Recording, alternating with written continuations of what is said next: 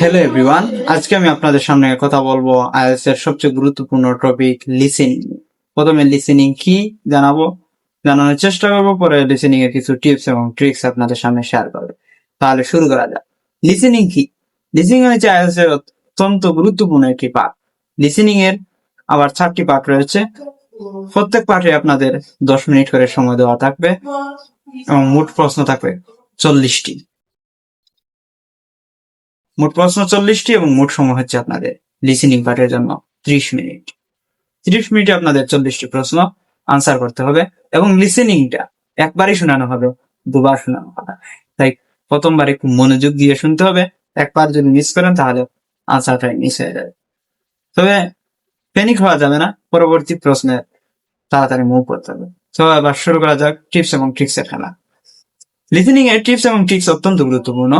প্রথমত আপনাদের জানিয়ে রাখি, যদি দিন বা মাসের ক্ষেত্রে যদি বলে টুয়েসডে, মানডে, তাহলে বুঝে নিবেন মানডে আনসার হবে।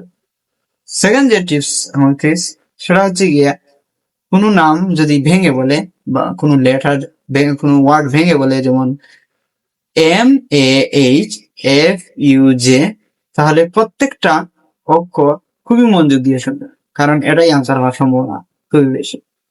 তার যে জিনিসটা আপনাদের সামনে শেয়ার করব সেটা হচ্ছে গিয়ে স্পেলিং মিস্টেক করা যাবে না।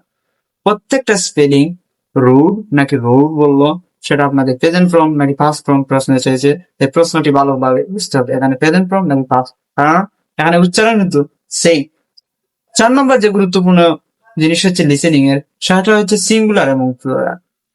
আমরা অনেকে ওয়ার্ড লিখি স্টুডেন্ট, কিন্তু প্রশ্ন বলেছে, কিন্তু লিসেনিং এ বলেছে স্টুডেন্টস। তাই এখানে এস হবে সিঙ্গুলার ফর্ম নাকি প্লুরাল ফর্ম, এটা আমাদের খুবই মনোযোগ দিয়ে শুনতে হবে। সবচেয়ে শেষ এবং পঞ্চম ট্রিক্স হচ্ছে গিয়ে আপনাদের